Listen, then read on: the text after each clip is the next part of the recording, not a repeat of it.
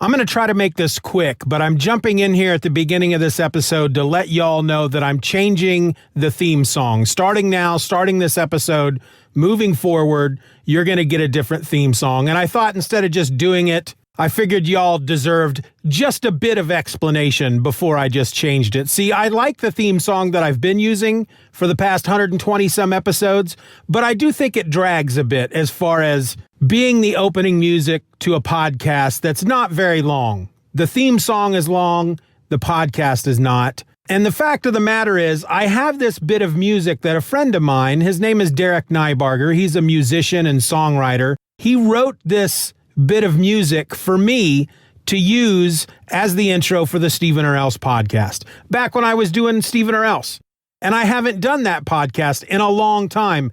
And this guy went out of his way to write it, to perform it, to record it, to create from his head and his heart this piece of music for me that I think kicks a lot of butt. And it's just sitting there not doing anything because who knows if I'll ever get back to Stephen or Else. So I'm going to use it here and I'm going to use it moving forward. That's your new theme song. I hope you enjoy it because I certainly do. So without any more ado, let's just do it.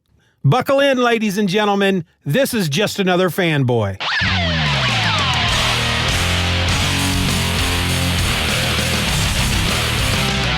Hello and welcome to another episode of Just Another Fanboy, the only podcast with a deep-seated fear of the wide-open prairie. I'm your host.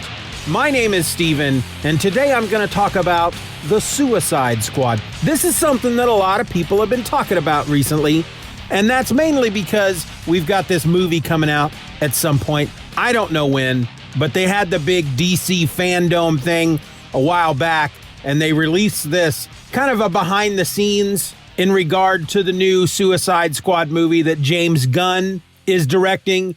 And if you're not aware, James Gunn is the guy that brought us both of the Guardians of the Galaxy movies, which were both fairly incredible. The first Suicide Squad movie, not great. Not really all that good. A lot of potential. Wasn't all that good. The second Suicide Squad movie, I think a lot of people are really pinning their hopes on. And I think it's going to be good. I mean, everything about it that I've seen so far looks pretty darn incredible. A whole bunch of characters I've never heard of before because I'm not steeped in DC lore. But apparently James Gunn is, and they used this time during the DC fandom to introduce the entire cast, all of the characters that are going to be part of this movie, and it's pretty crazy. So I thought, because of the announcement of the movie, and because I've been reading the Suicide Squad comic, it's one of the few new books that I get, and it's written by Tom Taylor, who I love. I'm not afraid to admit that. I have deep man love for another man, Tom Taylor. I'm sure me talking about it might make him uncomfortable. Maybe not. He might be like, all right, people love me. Man, woman, dog, bird, sea anemone. Doesn't matter to me, man, as long as people love me. Of course, he'd be saying it in an Australian accent because the boy is from down under. But I thought I would take this opportunity to do another one of my firsts episodes in which I look at going all the way back, or sometimes not even all the way back. Of course, so far, every time has been all the way back. But this is where I look at the first appearance of a character, or in this case, a team. And Suicide Squad actually goes back to the Silver Age, 1959. They debuted in The Brave and the Bold, issue number 25, and were nothing like they are now. The idea back then was not a group of super criminals being recruited by the government, being pulled out of the prison system and saying, hey, if you go on this mission in which you'll probably die on, if you go on the mission for us and survive, we'll take some years off your sentence. That didn't come about until 1987. But the original Suicide Squad was more of a challengers of the unknown type of thing. Well, not that quite, but it was a team of people created by writer Robert Kanigher and artist Ross Andru. They were just made up of Rick Flag Jr., along with his girlfriend, Karen Grace, Jess Bright, who is an astronomer, and Dr. Hugh Evans. They were a team called Task Force X, nicknamed the Suicide Squad, because if there was a job, they were like the A-Team. If there was a job that was just a little too tough for any other group within the military to handle, they called upon Task Force X, which, just thinking about it, sounds kind of silly because the only one that's a soldier is Rick Flagg Jr., and he's a pilot. Karen Grace is a nurse. Then we've got an astronomer and a doctor of science. I don't think the other guy is a medical doctor. We didn't get the Suicide Squad the way we know it now. You know, the whole criminals, super criminals working for the government. That debuted in Legends #3 back in January of 1987 and was created by John Ostrander. That's not the version I'm going to talk about because that wasn't the first. So I actually read this issue last night, Brave and the Bold, issue number 25 from 1959. And it is a good-looking book, which reads horribly.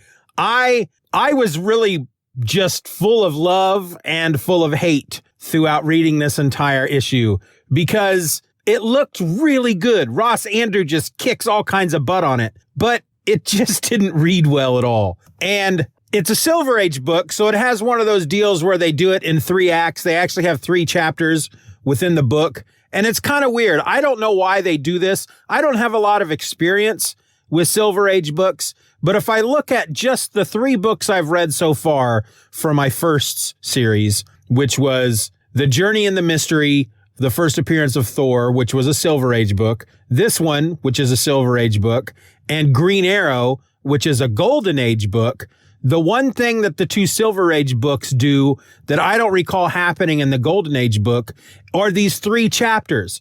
And they actually separate them within the book, chapter 1, chapter 2, chapter 3. And in this one, I don't remember them doing it in Thor, but in this one, each time, like when chapter 2 started, they gave you a quick summary of what just happened in chapter 1. And then they did the very same thing when they start chapter 3. They give you a summary of what just happened in chapter 2. And I found that quite odd. But it had me wondering why they do that, why they did that in those 2 books, and if it was common in Silver Age books. I don't know. Again, I don't have a lot of experience with Silver Age books. If you do, let me know. I'm going to throw a theory out there. You let me know if I'm right. I read this digitally through Comixology, so there are no ads in the book. I have to assume, my theory is that the actual published paper comic book had ads in it, and those ads appeared between the chapters, kind of like commercials in a TV show. And I thought, well, this is kind of an era where TV was starting to become popular. TV was becoming more and more popular. It was coming into more homes. And so maybe they started writing their comics as if they were TV shows with these commercial breaks. My first thought was maybe just people who read books back then just couldn't get through very much in one sitting. Either they just didn't have the stamina, or they led such busy lives that they only had time to sit down, read a few pages, get to the end of the chapter, put the book down, go off, work in the steel mill, chop some wood, milk the cows, whatever, and then come back and start chapter 2 3 days later. And then because of that, they had to be reminded what happened in chapter 1. But the more I thought about it, the more I figured maybe it has something to do with the rise of TV and commercials. I don't know. That's just my thought on it. But I'm going to just give you the quick rundown of the issue, and then I'm going to point out some very ridiculous moments that happened, because really the story is not all that complicated. It starts out with this thing that they call the red wave that comes out of the ocean. It's this big wave of what appears to be water with a glowing, red hot magma-like center in the middle of it, like an eye. And it washes up on the beach, and it starts burning things and melting things, and people are running from it, and the police come, and fire engines come, and then eventually a special task force of firefighting airplanes arrive and drop foam bombs on the thing. Nothing can stop it, and so they bring in Task Force X. Task Force X are, again, these 4 people. They fly around in a plane that they refer to numerous times in the book as the Flying Laboratory. And every time they refer to it as the Flying Laboratory, they use quotation marks around Flying Laboratory. Not sure why. It makes me feel like they're saying it sarcastically. Because now in our modern times, whenever somebody says something in such a fashion and they're saying it sarcastically and they do the air quotes with their fingers. I feel like they're saying it sarcastically. And then here comes Task Force X in their flying laboratory. That's how I feel every time I read it in quotes. But they come in. You've got Rick Flag Jr. flying the plane. You've got his girl, Karen, up front with him in the cockpit. Then you've got Jess and Dr. Evans in the back. And they're back there. One of them is smoking their pipe, and the other one is not smoking a pipe. And their job is to come up with creative ways to stop whatever it is that they're going after. Rick's job apparently is to get them there, and pretty much most of their ideas throughout this issue have to do with dropping something from the plane. And so Rick's job is to get the plane close enough to drop stuff from it. Karen's job is apparently to sit there next to him and look good, I guess. So the first idea they have is basically to drop liquid freezing stuff, just a super flash freezing spray misty stuff on the red wave. And it works. It turns it into ice and everybody's happy and there's high fives all around. And they land the plane and they go to get a closer look at the thing because they're trying to figure out what it is. And then the ice breaks and a monster comes out of it. This is like a reptilian Godzilla-like kaiju monster with a freaking horn coming out of its head. And it's an ice monster. It doesn't look like an ice monster. It looks like a freaking lizard. But apparently its temperature is sub-zero and anything it touches turns to ice. And it turns an entire roller coaster into ice and then destroys it. And so Task Force X jump back on the plane. Every time Task Force X does something to try to take out the threat, the writer makes sure to let us know that they are fulfilling their nickname as the Suicide Squad. And yet, not once does any of them die. And so the writer's always like, and like their namesake, the Suicide Squad goes in for the crazy thing that they're going to do. And that got really old really quick. So they all jump back up on the plane and they all fly up into the air. And the two guys in the back are trying to come up with the next thing that they can do. And they have this idea basically to dump salt on it. They do a number of things to try to take it out. And every time they try to, they think they've got it taken out. It happens twice. First they freeze it. They think they've won. They haven't. Then they dump salt on it and they think that works and it doesn't. And all it does is it turns from a freaking ice monster to a warm-blooded creature that turns green and starts sucking all the chlorophyll out of everything. And everything around it just turns completely white. And so twice they think they've beaten it. So so there's 3 times that this creature comes at them. First time as the red wave, the second time as the ice monster, the third time as the green monster. And that's why they call it the 3 waves of death. Well, at one point we learned that originally they were on their way to do some other kind of task that had to do with the rocket that was being shot to the moon with dummies in it.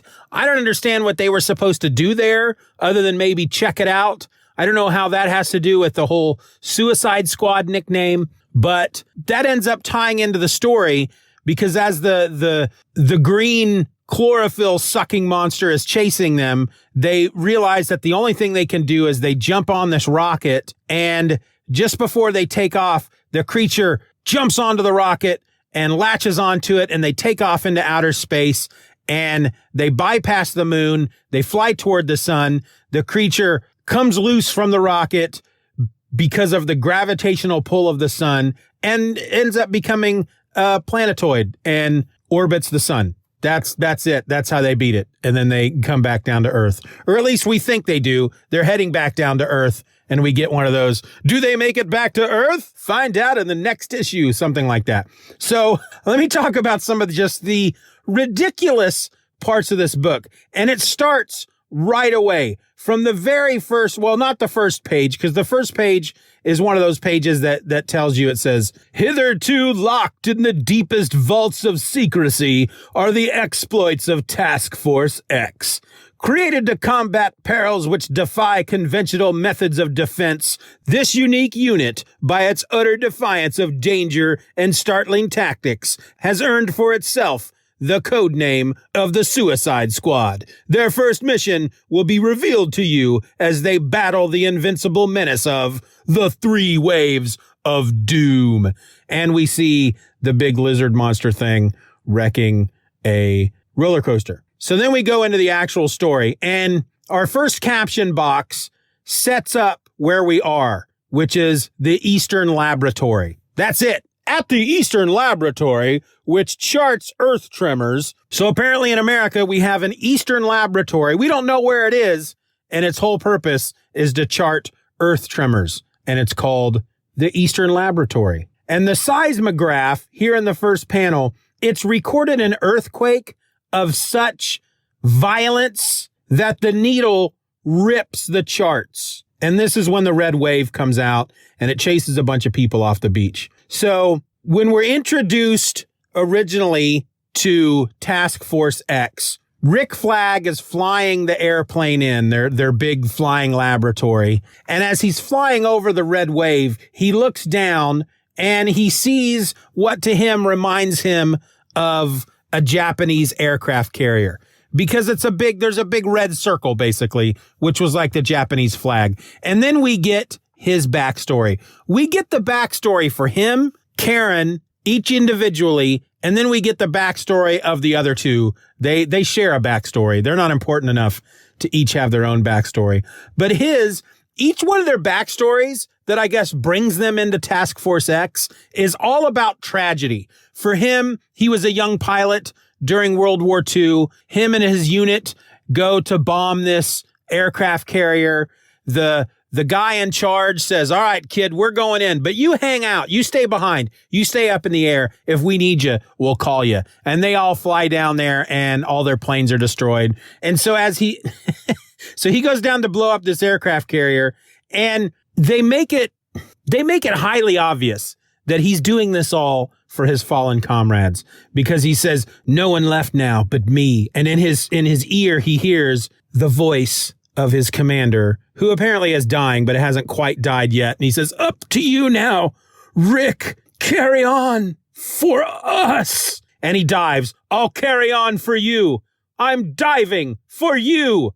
I'm aiming this for you, he says as he drops the bomb. And then as the aircraft carrier explodes, I'm scoring for you. And so he's thinking about all this as he's flying the flying laboratory, and he's thinking to himself, I'm still carrying on for the men as a member of the Suicide Squad. And then eventually we get Karen Grace's backstory. Also during World War II, she's in a flying ambulance, which crashes in the ocean, and she makes her way out and finds herself on a broken section of wing that's floating in the ocean. And a wounded soldier who is in the ambulance is floating next to her, and she tries to pull him up onto the wing. I won't let go of you, no matter what happens. And the soldier says, you're an angel, nurse, but I'm not going to drag you down with me. And she says, no, you're pushing my hand away. It's the only way, he says. And as he's sinking beneath the waves, he calls out, fight them for me. And she's sobbing on the wing.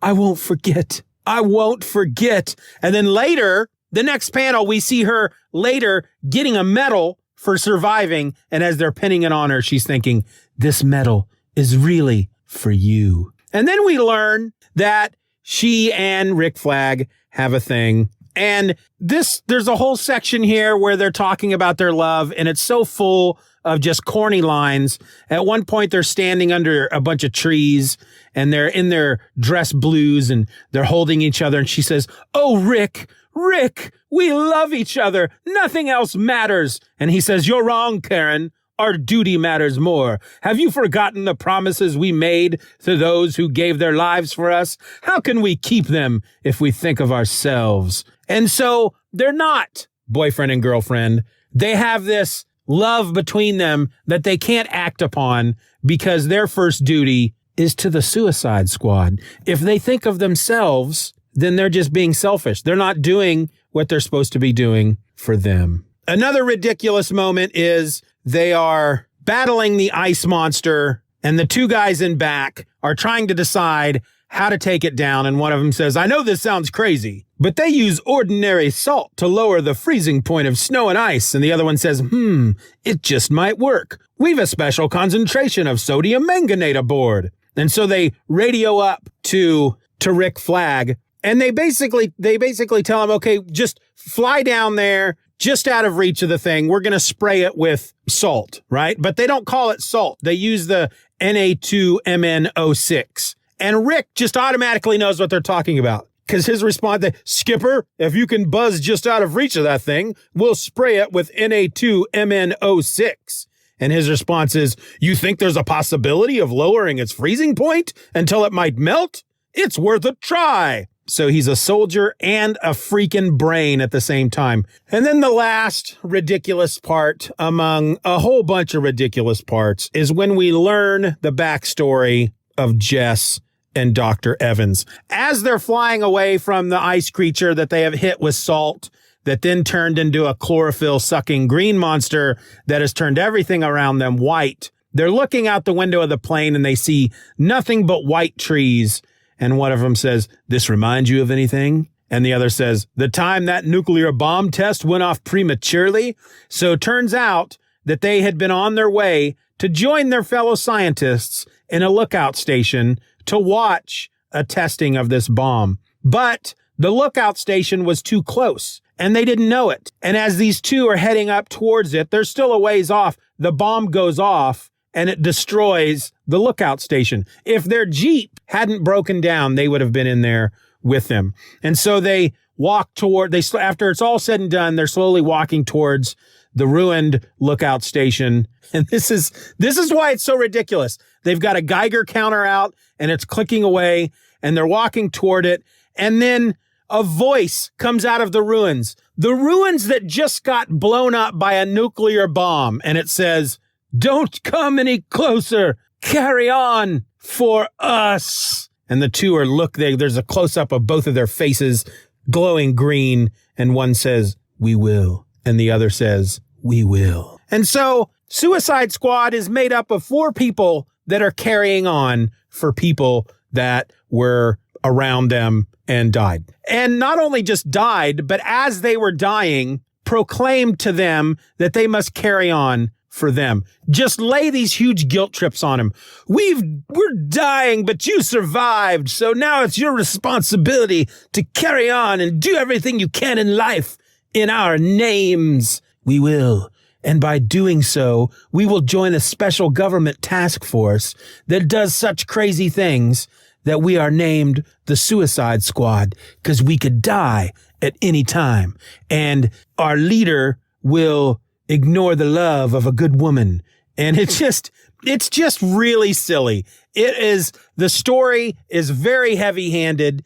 It's not just spoon-fed to you. It's beaten into your head with a frickin' shovel, and not just any kind of shovel, like one of those shovels that they use to dig post holes. You know, the double shovels. That's what they're using to beat the story into your head. And it's a shame because the art is just gorgeous. And I love the guy smoking a pipe. It's very 1960s, or at this point, 1959. It's very Leave It to Beaver, sitting in the back of the flying laboratory in his tie and his sweater and his freaking pipe, as if he just got home from work and he's reading the paper. But no, he's not. He's in the back of a plane trying to decide how to take out a reptilian ice monster. He just looks so calm and suave and just on point. You know, that's somebody you just can't help but trust a guy like that. As far as, trusting them to get the job done. On the other side, they also look like a bit of a type of person you don't want your children to be around alone. I'm just saying, I didn't want the show to go in that direction, but sometimes it's got to be pointed out. But that was the Suicide Squad, the first appearance of the Suicide Squad. Maybe eventually I'll do the first appearance of the modern Suicide Squad as far as the way we know it now, with the criminals and the government using them to go out on, secret missions and all that. That first appearance, like I said, was in Legends #3, which is in the middle of it's an event that was, they did Crisis on Infinite Earths, and they fixed, quote unquote fixed, I'm using the air quotes here, just like in Flying Laboratory, so I'm saying it sarcastically, fixed the DC continuity. And then to kind of kick off the new DC universe, they did the Legends crossover to help introduce a lot of the new heroes. That helped introduce the new Captain Marvel. I think Blue Beetle was introduced. The new post-crisis Blue Beetle was introduced in that series. A lot of the heroes, I believe, were introduced in that miniseries, which was, I know it was drawn by John Byrne. I don't know if he wrote it. I mean, he's the guy that gave us, he's the guy that rewrote Superman. He post-crisis Superman, the Superman we know, the Superman that they rebooted coming out of the crisis was all done by John Byrne. So maybe I have Legends. Maybe I'll go and I'll read it real quick over the next few weeks and see how that first appearance goes as far as Suicide Squad. And if it's not something I feel I could do a whole episode about, then I'll track down issue number 1 of the series, which apparently ran for like 66 freaking issues. I don't know how many issues this ran, The Brave and the Bold, featuring the Suicide Squad, but yeah, it was fairly ridiculous. It was a fairly ridiculous story. But what else do you expect from this point in time when it comes to comics? Am I right? Hey, before I wrap up this episode, I've been doing this a lot, and I hope you're not getting sick of it. I'm going to stop after a bit, but I think it's helping. I'd really like to encourage everybody, if you're listening to this podcast through Apple Podcasts, please go out there and rate the show. You have the option of both rating and leaving a review, but really, if you rate it, that's what helps me. Now, if you want to be like Hello Kenny, who just left a very nice review, loved it so much, Kenny, thank you so much. You can leave a review, but I'm not asking you to do that. I'm asking you to at least go out there and give me a few stars. The more ratings I get, the higher up in the algorithm I go, and then more people are able to find this show. If you're listening to it on YouTube, because you can listen to the show on YouTube. I do audio only videos. I'm doing that in air quotes too. Videos. You can watch them, but it's just the logo. That's all you're going to see is the logo. But you can listen to the episodes through YouTube. If that's what you're doing, like the episode. Smash that like button. If you're a person who watches a lot of YouTube videos, they say that a lot. Smash that like button. Smash it. Punch it. Hit it in its jaw.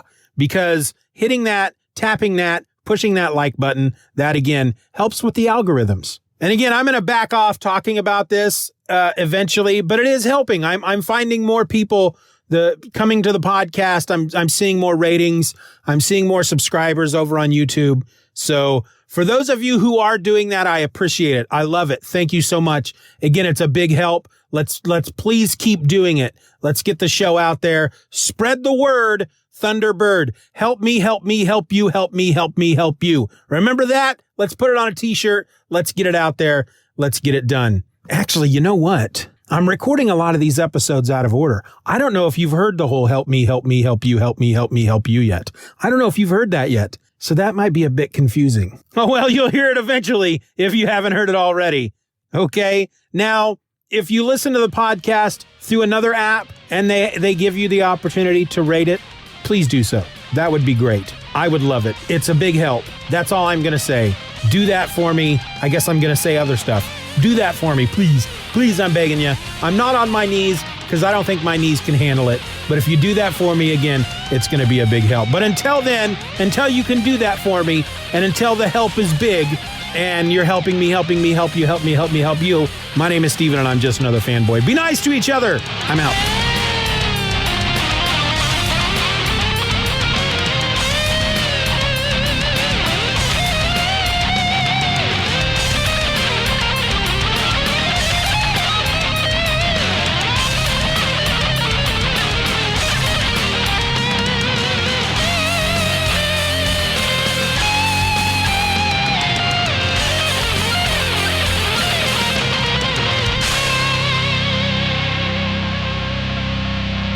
Bye-bye, Daddy. Bye-bye, Daddy. Good job.